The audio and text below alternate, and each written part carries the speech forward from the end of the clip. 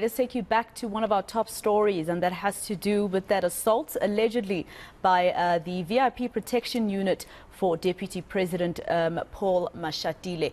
We've got Mpho Kwinika, he's the president of the South African Policing Union, joining us now for reaction. Dada Kwinika, thank you very much for your time here on eNCA. Quite embarrassing, I would assume, for your union as well, to see the actions that we saw by police officers yesterday. Good afternoon. I'm the General Secretary of IPUSA, Independent Policing Union of South Africa. Yes, these are very, very disappointing acts of misconduct. However, it is a good thing that the public have captured it live to give the South African police management an opportunity to have an introspection and deal with these issues, as they are very much prevalent within the South African Police Service. So a lot of people are saying that we should wait for investigations to conclude before we become outraged. But I'm pretty sure, Tate Kwinika, that you are not blaming South Africans who have reacted with shock. I mean, we see these police officers acting in this way. What is in the public space is outrageous, and South Africans have the right to respond to it. Yes, it is true. If we want to see justice being meted out, not only to those who have been assaulted, but also to those people who are seen participating in it, then we'll have to allow those processes to unfold. But, we need to share this. South African Police Services is spending 2.3 billion rand on litigations every year. The President of the Republic have asked for each and every department to really scale down on unlawful conducts, which will bring down the litigation budget. This is what is happening with the South African Police Service. The other thing that is worrisome is that on those incidents where they are not captured live, what happens is the moment you report these issues, the police defend. And when they defend, they don't give these criminals one senior counsel. They give you 3 senior counsels to show you that they are fighting. They don't want to be seen to be on the wrong side of the law. And that must stop as well. We cannot continue and use the taxpayers' money, to fund litigations on actions that are carried out by men and women in blue against the people that are supposed to be protecting. And also, it's the powers that are bestowed against them. I don't know about you, not against them, actually bestowed upon them. And I don't know about you, I asked this question to my previous guest as well. The way those police officers were acting, Mr. Kwinika, it looks like they're used to using excessive force. I mean, coming out with the big guns, first of all, attacking civilians that are unarmed was unacceptable. They won't say that they've used proportionate, authority to subdue them. If it happens, they raise the issue of a crime that might have committed. But we don't see them even arresting them. What is happening there is an assault. They get into their cars and they drive off. That is wrong. Police officers, if a person is injured, whilst they were trying to make an attempt to arrest that person. Yeah. The law says that they should take those people to the hospital under guard up until they come back from the hospital, and then they go and face the charges that they are charged with. But in this instance, it is just like a snake that is biting a person and which is not going to even eat away. And that's exactly my point, Mr. Kwinika, that, the powers that are bestowed upon these police officers to be able to get away with this, and we're just told that there is an investigation underway. So I'm assuming you, as IPUSA, also believes that these police officers should be behind bars already right now, because this is assault GBV. If you look at it closely, it's a charge of assault with intent to cause grievous bodily harm. One of the civilians actually passes out after being stomped on the head. Usually police officers would have arrested a person who has allegedly assaulted someone and they are being, reported at the police station. They would arrest that person, and that person would have to apply for bail, etc. So why are they being, treated with kid gloves? Why are they not behind bars? No, look, you are correct to say that if this matter was reported by civilians and the police come to see these things happening in terms of Section 40, those suspects were supposed to have been arrested there and there. But we don't know what is the reason or the rationale behind all these assaults. But I strongly believe that IPIT is going, because this matter falls within the ambit of IPIT. And IPIT is going to do what they are supposed to be doing in the best interest of the service and South Africans. You see, on the issue of arresting of police officers police officials, a person who is known to be a state employee, the person who is known to be having a job, stable job, and then we refer to them state properties. That is the bad word we use amongst ourselves.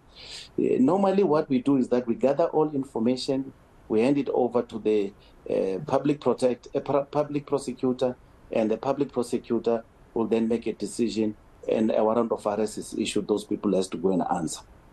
Why is it different for police, though? Why must it happen like that for police and happen with an immediate arrest for other people?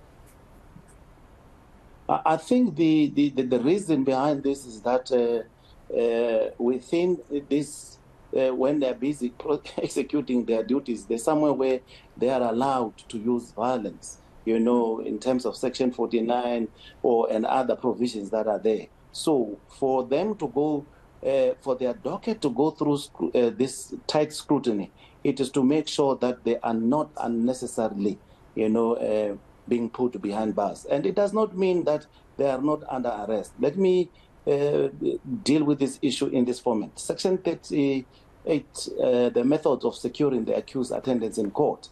Arrest is not the only method that can be used to take you to court. There are 3 other methods as well. The issues of summons, written indictments, subpoenas. But the point is they're in their homes warm and eating ordinary food, while we don't know, for instance, what happened to that man who passed out after being stomped on the head. For whatever reason, Mr. Kwinika, there could have been some sort of road rage along the way, etc. But it clearly doesn't give the police the right to act the way that they did. It was excessive force. So even though there are investigations and it's different and it's to try and make sure that there is no loophole in terms of the amount of violence that they use, these men were clearly unarmed. We are playing the video on air right now. They were unarmed. They were on the floor. It was 3 of them against around 8 people. Surely this case is an obvious one in terms of an arrest. And if you are going to be summoned, it means you still stay in the comfort of your own home, while ordinary South Africans who are accused of assault have to spend time in jail. That's the punishment that South Africans want, because for now, that's the biggest punishment that you get for committing a crime. Yeah, you see, those are the benefits of being a state employee, because your job, and especially in policing, your job has got some elements of where you are sometimes expected to. And I agree fully with you. South Africans have to trust the processes that we have. And it is upon the South African Police Service management to ensure that incidents such as these ones are dealt with harshly and procedurally so. Not that they pick and choose what measures is to be taken against which police officers, and as it is as the norm now. And I'm telling you now, I'm saying there are matters which the public does not know. Those matters, as we speak now, the South African Police Service defends the criminals. They give them senior counsel. When you are only having, funds to get a full-time shop steward or a junior advocate to represent you as the victim, you get more than 3 to 6 senior counsels representing criminals. So I think it is their conduct, police management, how they respond to these issues, which can then give trust to the South African public. And this is why there's a deficit of trust between the South African public and police. I mean, police officers then can do whatever they want, knowing that it's the same taxpayer. Yes, they also do pay taxes, but they commit a crime and they get the best representative. They get summons instead of arrests. You know, like you put it, it's a benefit that you get as a state employee. So doesn't that, you know, sort of give you the ability to commit crimes, knowing that the punishment against you will be less harsh than against a civilian? It's surely not right. Yeah, this is not right. That is why I'm saying it is important for management to be consistent, apply the rules, and make sure that those rules are applied to the latter, because the public are watching. You can't beat up people like this.